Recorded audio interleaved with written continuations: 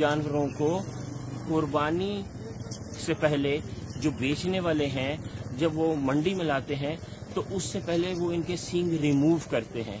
वो कैसे रिमूव करते हैं कि वो इस गाय को यहाँ पे लोकल एनेस्थीसिया देते हैं। लोकल एनेस्थीसिया देने के बाद वो ड्रिल मशीन से, जी हाँ, ड्रिल मशीन से इनके सर के ऊपर होल करते हैं, इन सींगों को रिमूव करते हैं और फिर जब वो उनको रिमूव करते हैं तो वो जानवर ऐसे हो जाते हैं। ये देखिए, ये सारे वो जानवर हैं जिनके सींग रिमूव किए गए हैं और ये एक शरई ऐब है।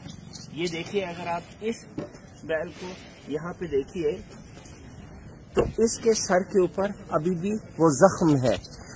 आप यकीन जानिए कि ये जो सींग रिमूव किया गया है ये आज से 4 महीने पहले किया गया है और ये जख्म अभी तक नहीं भरा, अभी तक इस पे मक्खियां बैठ रही हैं। और ये जो जानवर इतना हाथ लगाने से डर रहा है वो उस पेन की मेमोरी की वजह से डर रहा है, वो उस पेन की वजह से डर रहा है जो अभी तक उसके दिमाग में रची बसी हुई है। ये देखिए, इस जानवर को ये भी हाथ लगाने से डर रहा है उस ऑपरेशन की वजह से जो 4 महीने पहले सींग रिमूव करने के लिए इसके साथ किया गया था।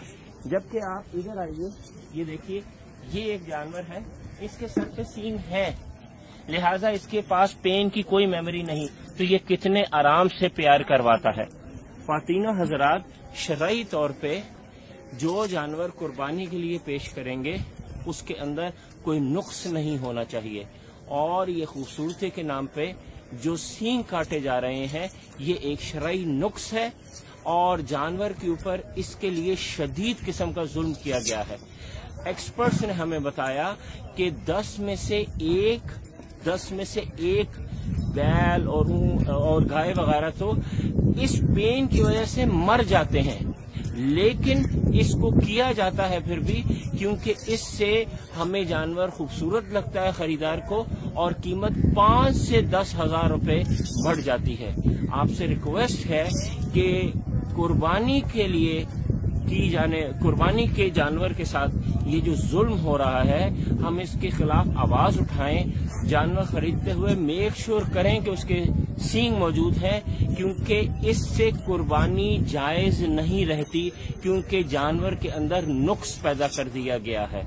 और प्लीज इस वीडियो को शेयर करें, ये हम सब के लिए सदका जारिया है। शुक्रिया।